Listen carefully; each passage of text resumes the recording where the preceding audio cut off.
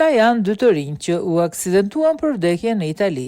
Një aksident tragjik, trafiku ka marrë jetën e 2 emigrante nga Kosova në orët e para të mëngjesit në Itali. Të rinj që u identifikuan si viktima janë Valdrin Gjuliqi nga Malisheva dhe Driton Sadikaj nga Deçani. Sipas raportimeve nga mediat italiane, aksidenti ndodhi pas një përplasje të fuqishme midis 2 kamionëve dhe një autoveture në veri të Italisë. Përplasja fatale rezultoi me vdekjen e menjëhershme të 2 bashkëdhetarëve të cilët ishin të punësuar në sektorin e transportit. Një person tjetër që ndodhej në njërin prej kamionëve ka mbetur i plagosur rënd dhe është dërguar me urgjencë në spital. Familjarët e të ndjerëve kanë konfirmuar lajmin e hidhur përmes rrjeteve sociale, duke ndarë dhimbjen për lajmin e hidhur.